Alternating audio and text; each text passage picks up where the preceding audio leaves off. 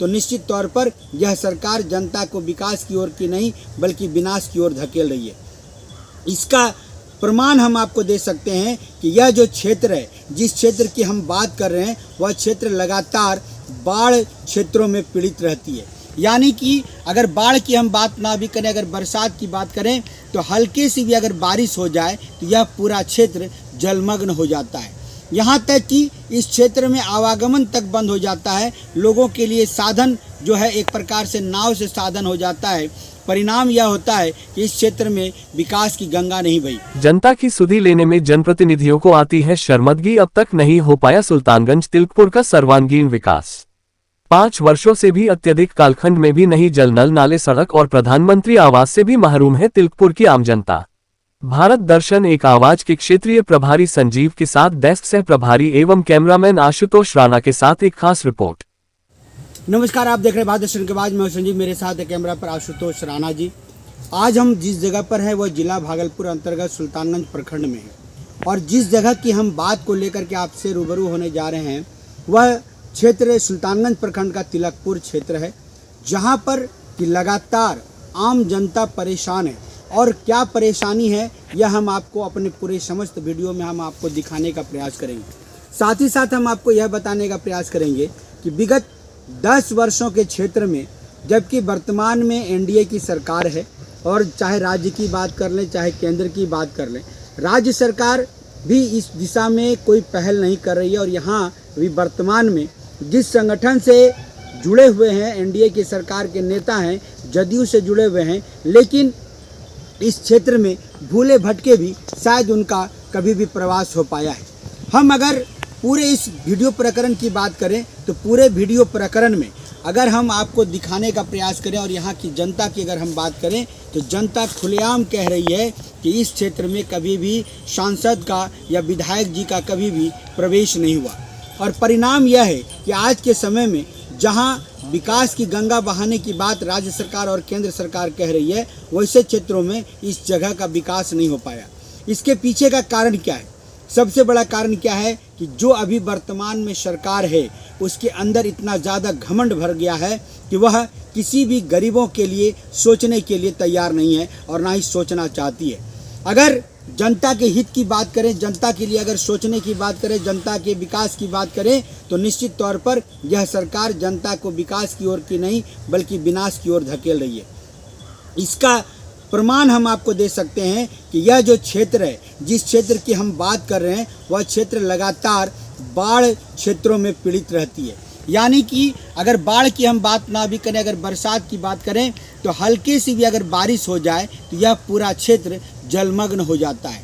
यहाँ तक कि इस क्षेत्र में आवागमन तक बंद हो जाता है। लोगों के लिए साधन जो है एक प्रकार से नाव से साधन हो जाता है। परिणाम यह होता है कि इस क्षेत्र में विकास की गंगा नहीं बही।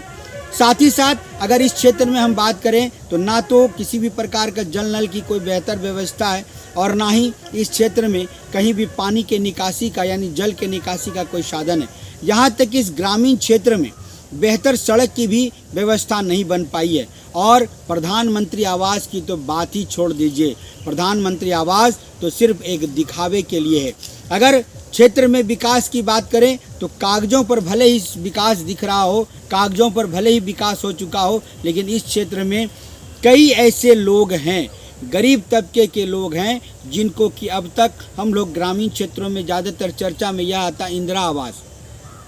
कहा जाता है कि इंदिरा आवास की बात हम लोग करते हैं, लेकिन अभी अगर इसको सही अर्थों में अगर हम लोग बात करें, केंद्र सरकार की अगर बात करें, अगर राज्य सरकार की बात करें, तो यह प्रधानमंत्री आवास या मुख्यमंत्री आवास के रूप में भी लोग जान रहे हैं।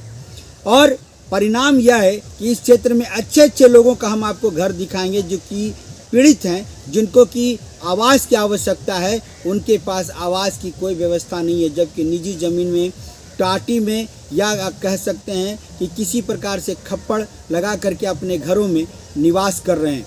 कई बार इस विषय को लेकर के यहाँ के प्रशासनिक पदाधिकारियों से भी लोग मिले हैं, लेकिन आज तक ना तो प्रशासनिक पदाधिकारियों का इस क्षेत्र में कहीं दौरा हो पाया और ना ही इस क्षेत्र में सांसद और विधायकों की कभी आगमन भी हो पाए, ना ही इस क्षेत्र में कभी भी भूले भटके भी शायद सांसद या विधायक नहीं आ पाए।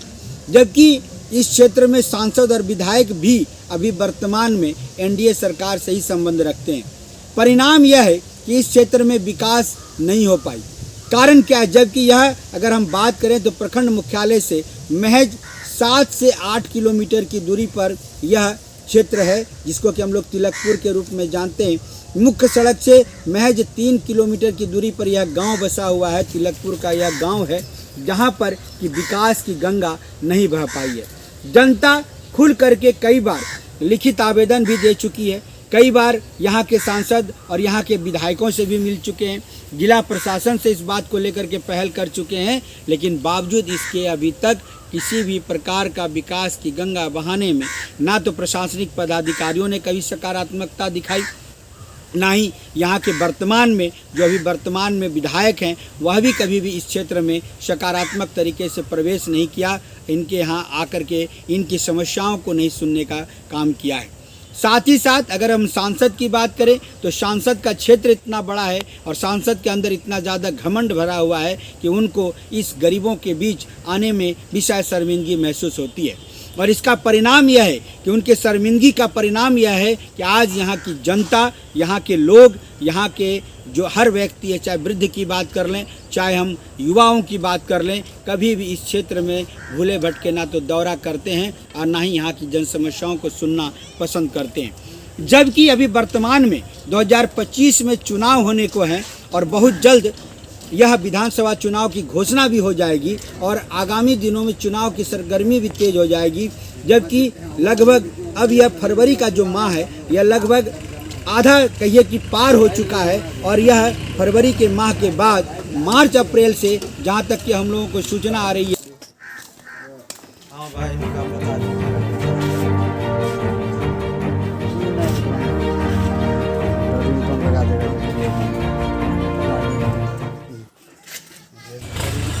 अगर हम 2025 चुनाव की अगर हम बात करते हैं तो निश्चित तौर पर जिस प्रकार से अभी विपक्ष अपने मुद्दों को लेकर के, जन समस्याओं को लेकर के आम जनता से रूबरू हो रही है, ऐसा लगता है कि आने वाले दिनों में विपक्ष कहीं ना कहीं अपना झंडा इस क्षेत्र में गाड़ सकती है, इस पूरे राज्य में गाड़ सकती है। लेकिन सवाल हमारे विपक्ष का या पक्ष का नहीं है, बल्कि समाज में जो अभी लोग यहाँ पीड़ित हैं, जो तिलकपुर गांव में जो लोग पीड़ित हैं, जिनको कि आज आवास, जल और नल की आवश्यकता है, यहाँ तक कि सड़क की आवश्यकता है, यहाँ तक कि यहाँ पर जो जल निकासी के लिए नाले की आवश्यकता है, इस क्षेत्र में ना तो प्रशासनिक पदाधिकारियों का पहल हुआ और ना ही सांसद विधायकों की ओर से कोई पहल की जा रही है। लेकिन जब वोट बैंक की बात आती है, जब वोट की बात आती है, जब चुनाव की बात आती है, तो अनेकों दावे और दखल दे करके यह आश्वासन दिया जाता है जनता को कि एक बार हमें मौका दें, हम निश्चित तौर पर आपके लिए और आपके साथ मिल कर के काम करेंगे। लेकिन कुर्सी मिलते ही किस प्रकार से ये लोग गिरगिट की तरह रंग बदलते हैं, यह तो आप देख सकते हैं इस क्षेत्र में। और इस क्षेत्र का दौरा करके, चाहे जिला प्रशासन की हम बात कर लें, चाहे प्रखंड प्रशासन की बात कर लें या फिर नगर प्रशासन की हम बात कर लें, यदि वह क्षेत्र में हैं और क्षेत्र से जुड़े हुए हैं तो एक बार आकर के इस तिलकपुर गांव का निश्चित तौर पर निरीक्षण करके आप देखें। यहाँ की जनता हर एक आवश्यकताओं से जूझ रही है और हर एक समस्या से जूझ रही है। इस क्षेत्र में जूझने का मूल कारण यह है कि इस क्षेत्र में अब तक ना तो सांसदों का कोई आगमन हुआ, ना ही यहाँ के विधायकों का कोई आगमन हुआ, ना ही जिला प्रशासन और ना ही नगर प्रशासन और यहाँ प्रखंड प्रशासन की ओर से ही कोई पहल की गई है। जनता दर दर की ठोकरें खा रही है। जनता कई बार इस मुद्दों को लेकर के, इन समस्याओं को लेकर के लिखित तौर पर भी आवेदन जिला से लेकर के, प्रखंड से लेकर के सांसद और विधायकों तक की झोली में भेज चुके हैं, लेकिन उसके बावजूद इस क्षेत्र का विकास होने का नाम नहीं ले रहा है। अगर इस बार हम चुनाव की बात करें तो हर हाल में जनता इस बार बदलाव खोज रही है और आने वाला दिन और आने वाला समय यह तय कर देगा कि जनता किसके पास और किसके साथ जा रही है। चलिए, हम आपको पूरे प्रकरण पर एक बार प्रकाश हमने डाला और हमने बार बार सांसद और विधायकों का नाम इसलिए लिया है कि सांसद और विधायक जो होते हैं वह जनता के लिए होते हैं। जनता ही उनको जनप्रतिनिधि के रूप में खोजती है, जनप्रतिनिधि के रूप में उनको चयनित करती है। लेकिन जब यह जनप्रतिनिधि चुनकर सांसद और विधायक बन जाते हैं, लोकसभा और विधानसभा के अधिकारी हो जाते हैं, उसके बाद इनको यह भी समय नहीं रहता राज्य सरकार की ओर से कोई फंड नहीं दिया जा रहा, राज्य सरकार की ओर से कोई व्यवस्था नहीं बनाई जा रही है, तो हम लोग क्या करेंगे। लेकिन सवाल वो नहीं है। सवाल यदि जिला प्रशासन और प्रखंड प्रशासन सक्रिय हो जाए, नगर प्रशासन अगर सक्रिय हो जाए, तो निश्चित तौर पर इस क्षेत्र के लोगों को विकास की गंगा जरूर बहेगी। इसलिए क्योंकि जो भी फंड आता है उस फंड से भी आवश्यकता अनुसार जो कार्य हैं वह प्रशासन की ओर से किया जा सकता है।